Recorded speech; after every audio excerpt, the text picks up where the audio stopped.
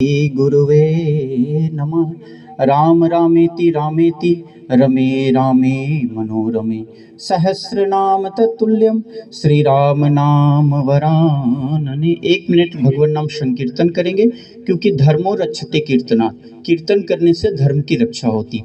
और यह विजय मंत्र है जिसको श्री रघुनाथ जी ने हनुमान जी को दिया था कलयुग के दोष के निवारण के लिए, और पूज्य देवराहा बाबा ने श्रद्धेय अशोक सिंघल जी को यह मंत्र का उपदेश दिया था, और मैंने भी वहीं से सुना हुआ है श्री अशोक सिंघल जी के माध्यम से। तो आप लोग इसका संकीर्तन करें। यह विजय मंत्र है। आप लोग को किसी भी प्रकार की अगर विजय की कामना हो तो इस मंत्र का संकीर्तन जब या जैसे भी पाठ कर सकते हैं। श्री राम जय जय राम, श्री राम जय जय राम, श्री राम जय जय राम, श्री राम जय जय राम, श्री राम जय जय राम, श्री राम जय जय राम, श्री राम जय जय राम, श्री राम जय। तो वो प्रकृति, भूख ना लगे और ठास ठास करके जंक फूड वगैरह हम खाएं तो वो विकृति है, लेकिन स्वयं भूखा रह के पहले गौओं को, ब्राह्मण को, संत को, कन्याओं को जिमाए, ये हमारे भारत देश की संस्कृति है। तो इस संस्कृति में हमारा जन्म हुआ है, ये हमारे सौभाग्य की बात है। भागवत के अनुसार समुद्र मंथन जब हो रहा था तो सबसे पहले विष प्रकट हुआ, चौथे नंबर पे गौ माता प्रकट हुई। तो वह कामधेनु स्वरूप आज जगह जगह पे लोग उनकी सेवा के स्थान खुल रहे हैं। तो क्यों खुल रहे हैं? क्योंकि गौ माता इतनी पवित्र है कि इनके रोम रोम में सभी देवता वास करे, इनकी सेवा जगन्नाथ भी बनकर इनका दास करे। गौमूत्र भी इनका है पवित्र, बहती गंगा माता है, गोबर से घर आंगन लीपो, कीट पतंग ना आता है। इनके लिए जगत गुरु सदगुरु यत्र सभी ये करते हैं, इनके लिए कई संत जन चवर छत्र ना धरते हैं। त्रिपुर सुंदरी जगत माता अद्भुत और अलूप है, वह गौ माता कोई पशु नहीं है, स्वयं ईश्वर का रूप है, वह स्वयं धर्म का रूप है वो। तो ऐसे ईश्वर का स्वरूप, ऐसे धर्म का स्वरूप करपात्री जी महाराज कहते थे कि भारत का अनुष्ठान तब तक सफल नहीं होगा जब तक गौ माता की एक भी रक्त की बूंद हमारी पृथ्वी पे गिरेगी। लेकिन पहले की जो स्थितियां थी उससे अभी बदलाव आया है, और उत्तराखंड गवर्नमेंट जो हिमालय समारंभा यावत बिंदु सरोवरम तम देव निर्मितम देशम हिंदुस्तानम प्रचक्षते, यह भारत अद्भुत है। लेकिन भारत में एक स्थान है जिसको देवभूमि उत्तराखंड करते हैं, जो पूरे विश्व को प्रेरणा और मार्गदर्शन दे रहे हैं।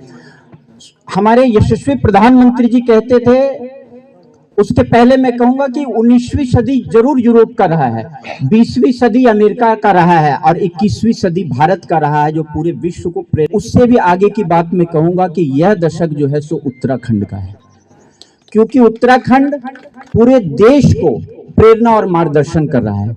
कई मंचों पे मैंने ऐसा सुना है कि हम 1000 वर्षों तक गुलाम रहे, लेकिन मैं इस बात को स्वीकार नहीं करता।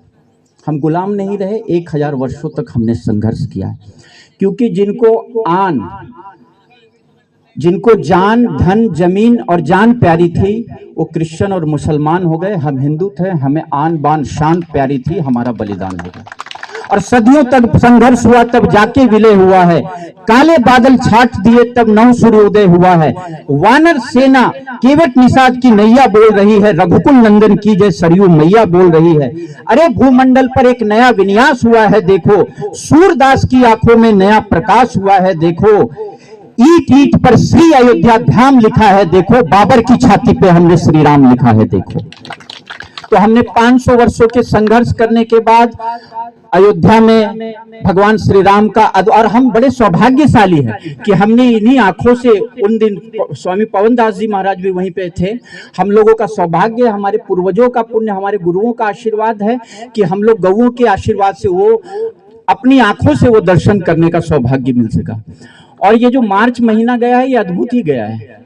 वर्ल्ड वार भी हुआ, शुरुआत हो ही गई लगभग, ठीक है। बोले कि आयुर्वेद जो है ना सो अच्छा विकल्प हो सकता है, तो मैंने बोला विकल्प नहीं हो सकता है, वो संकल्प हो सकता है, क्योंकि आयुर्वेद ही जो है सो पूरे जीवन को हमारे ऋतुचर्या क्या होनी चाहिए, क्या खाना क्या नहीं खाना। एलोपैथिक में गाय रोग जो है उसको दबाने का इलाज है, रोग को खत्म करने के लिए नहीं। तो एक जने अभी मेरे से प्रश्न किए, बोले जो ये जो बायोगैस है ये एलपीजी का अच्छा विकल्प हो सकता है। मैंने बोला विकल्प नहीं है, ये संकल्प है, और एक ना एक दिन गांव गांव में घर घर में गाय सबको पालनी ही पड़ेगी अपने अस्तित्व को बचाने के लिए, क्योंकि जागर तुलसी और गाय वाघर वैद कभो न जाए। एक छोटा सा दृष्टांत मैं आपको देता हूं। हमारी गौशाला में एक लड़का काम करता था, वो बोला बाबा जी मुझे 50,000 रुपए दे दो। अरे बोला 50,000 रुपए क्या करेगा बेटा?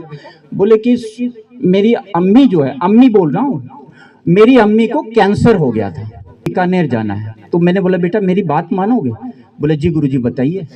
मैंने उनको श्यामा गाय के गौमूत्र से बनी औषधि बना के दी, और श्यामा तुलसी के रस को निकाला और श्यामा गाय के दूध की दही बना के, आयुर्वेद में वो वर्णन है, मैंने उनको 15 से 20 ml खाली पेट गौमूत्र और शाम को दही और वो तुलसी का रस मैंने, और 20 दिनों के बाद वो जो बीकानेर में कैंसर हॉस्पिटल है वहां पे गया और उन्होंने चेकिंग कराया, उसका कैंसर कैंसल हो गया।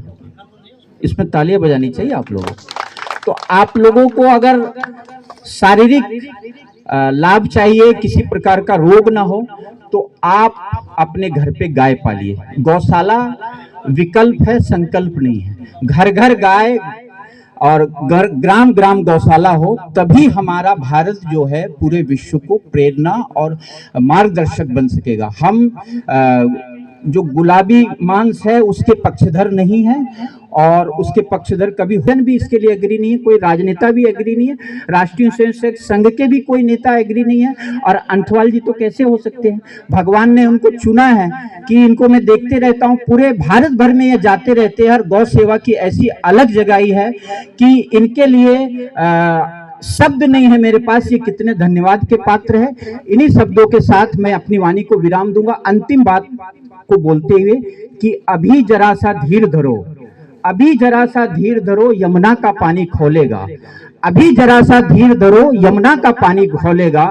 राम भक्त के बाद अब श्याम भक्त भी डोलेगा। जिस दिन बैठेंगे योगी आदित्यनाथ जी प्रधानमंत्री की कुर्सी पे, उस दिन पूरा विश्व भी राधे राधे बोलेगा। बोलो भारत माता की, भारत माता की, वंदे वंदे, जय श्री राम, जय श्री राम। तो नेतृत्व अगला जो है 2029 या 34 में उत्तराखंड को ही मिलने वाला है, ऐसी हमारी शुभकामना और शुभेच्छा भी है।